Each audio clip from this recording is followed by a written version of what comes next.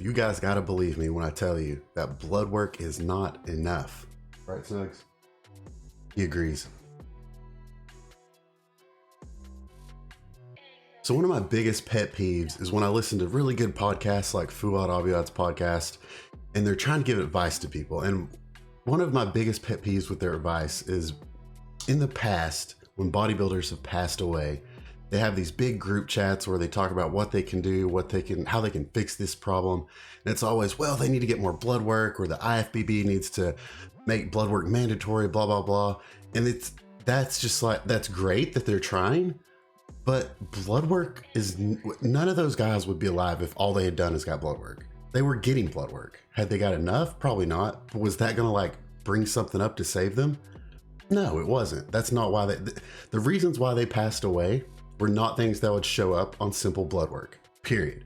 So when I say blood work is not enough, you have to ask yourself, well, when should you even be getting blood work? And the main thing is you need a baseline. You need to know what your blood work looks like when you're not on SARMs and you're not on gear and you haven't been on SARMs or gear for a long time, off for 3 months, and not just hormones out of your system, but all of your organs, your thyroid, everything back on track where it should be. You need to know what your baseline is when you're the absolute healthiest possible. Otherwise, how are you going to know the detrimental effects of what's going on in your body when you do get that blood work when you're on SARMs and gear? Now, the main things that this baseline is going to provide are things like your lipids, your EGFR, your metabolic panel, all of this stuff. And then along with, I hope that you're taking your blood pressure as well on a day, well, maybe not daily, but at least a couple times a week, at least. But you need to know your baseline of all this stuff so that you can see when you do get blood work, how much did you really screw it up? Now, when do you get it again? So once you have a baseline, and be honest with yourself, if it's actually a baseline, the next best time to get it is when you're on cycle. Now, most people, I say most, not all the time, but most of the time, you're going to start a cycle with some kind of oral steroid. Now, if you're starting with an oral steroid, it's going to be rough on you regardless. Even things like Anavar, which are super safe in my opinion when you take the right dosages, it's going to cause a little bit of havoc. With some people it's a lot, some people it's not, and it depends on the drug, obviously. So in my opinion, most people don't take oral cycles longer than 6 to 8 weeks.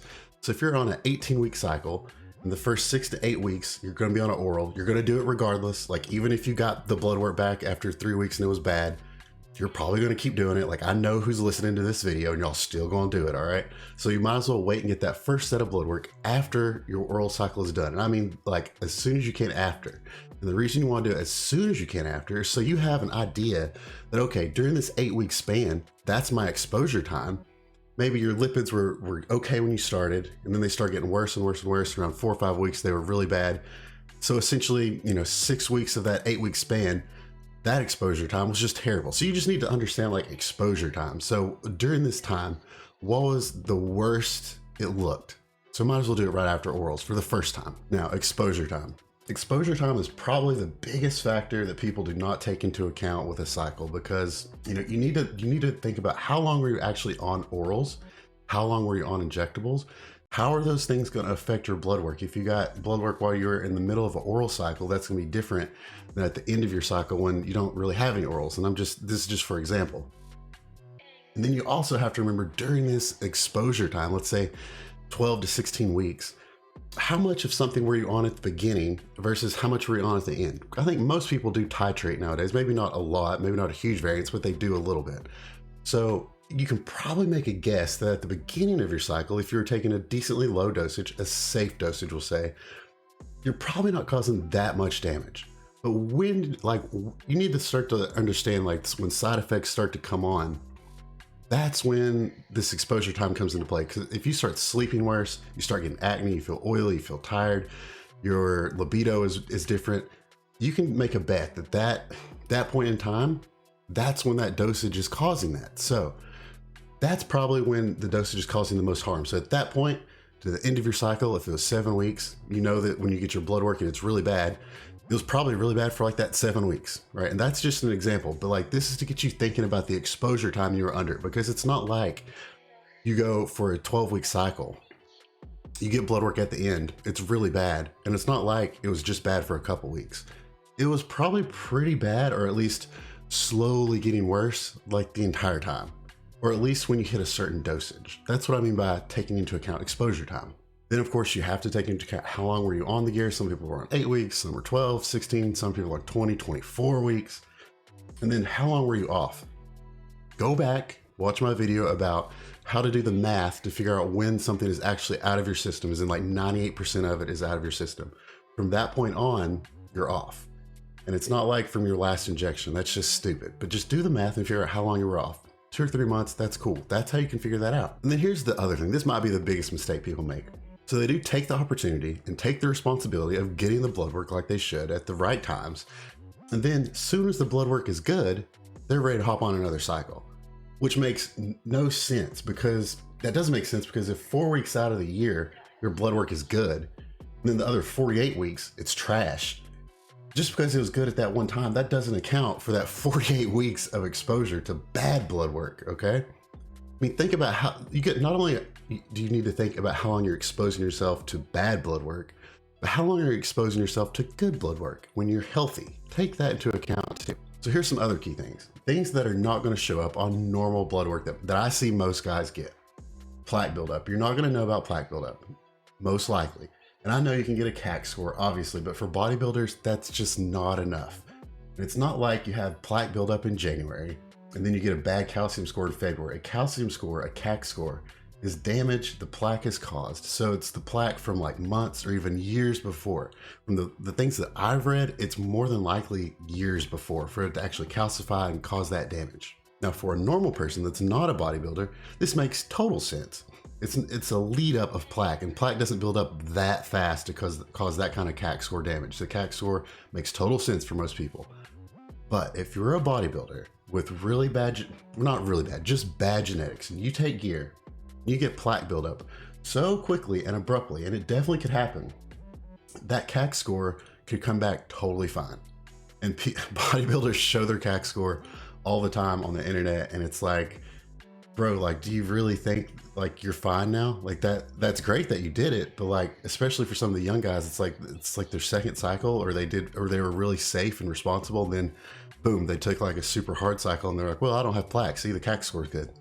That doesn't necessarily mean that. You could still have plaque buildup and you're just not going to see it on your CAC score. And like doctors, see, I say they don't get this, but there's no reason for them to think about it. Like I said, it doesn't matter for other people. It's only going to matter for people like bodybuilders that are taking drugs that are really just supercharging that plaque buildup time. Otherwise, it doesn't make any sense. And like, how many bodybuilders are they going to see, and how many bodybuilders are going to tell them the truth? So you can't blame the doctor for not knowing about that. And in fact, they do know it, but they're just not taking it into account. So if that's something you are concerned about, and one reason you could be concerned is if your lipids are just notoriously bad every time you get blood work, and you're not doing anything to fix it, your exposure time to bad lipids is like most of the year after year after year, you're gonna have a bad CAC score at some point. It might not show up immediately, like I said, but if that's the case, and I were you, I would Google what an fMRI is, how an fMRI can pick up on plaque buildup, and then maybe even ask a doctor, just be like, hey, you know, this is something in my family history, and it's something I just kind of like to check off. If you could write me an order for this, you know, because it's going to be expensive even with insurance. But Google that and see what you think. That might be a route you want to take. And for clarification, when you see what I'm talking about with an fMRI, that's the only way you can see plaque buildup right now. CAC score is not going to tell you plaque buildup right now. It's only going to tell you calcium buildup. You could very well have calcium buildup from plaque, fix your plaque's down, but then your CAC score is still going to be high. It's going to be, oh, well, you have high plaque. Well, you might have fixed it, right? But an fMRI is going to tell you your plaque buildup right now. And I get it. Most of you guys are not going to do that, and you're not going to want to pay the money. I haven't taken an fMRI because I don't have any of the check boxes why I would need to. So just be safe out there, okay? Please be safe and take all these things into account. Now, another thing that blood work isn't going to show, and this is the sort of my pet peeve with some of these podcasts where they talk about, well, we all need to get blood work. Well, duh, we need to get blood work. But that's not going to show the health of your heart really at all. Like, let's be honest. And that's what we care about. That's really what we care about the most as bodybuilders, right? And you hear it all the time. Oh, I had great blood work. My heart is healthy. Yeah, that doesn't mean that at all, man. And like, Dallas McCarver had good blood work. I mean, it wasn't great, but he had good blood work a lot of times. There you go. And look, for the love of God, please see a cardiologist. It's not that big of a deal, and it's not that hard to do. Like seriously, it's really not. They can do an ECG, an echocardiogram, and just look for abnormal heart rhythms, look for coronary heart disease, ejection fraction rate, which is super important for bodybuilders. That's the one that's probably going to change the most from cycle to cycle, and it's something you should really take into account, and Google that as well. I'm not going to go into it in this video. Routine blood work is a start, and at the bare minimum, you should be getting blood work. And it should be common sense and mandatory for if you want to compete or take drugs. I'm not going to coach someone and give them my opinion on drugs if they're not getting blood work. I don't even know if you could talk me into it at this point. You would have to be a very good salesman to give me a reason why I should coach you and tell you what to do if you're not even going to get blood work, because it's not even expensive. And all this other stuff, like you can't just discard it and discount it, all right? There's multiple bodybuilders that would still be alive if they had just done the things I've mentioned. And I'm 100% positive they'd still be alive because they would have caught the reason of the things that killed them. For real. And like, it's not like I'm just the first person to say this on YouTube. There's plenty of people that agree with me. If they would have got some of this stuff, and at this point, someone that's 250, 280 pounds ripped on stage taking that many drugs, why the hell would you not give more than blood work? Like, come on. And in my opinion, yeah, it's great that they're saying, well, we should make blood work mandatory, but honestly, they really need to look into getting some kind of cardiologist on board with the IFBB that signs some kind of NDA that makes them not responsible for anything, just to like get these numbers and put it in front of these guys' faces. Because if some of these guys knew what ejection fraction rate meant and they put theirs in front of their face when they're bulking on a lot of drugs, they would be freaking terrified.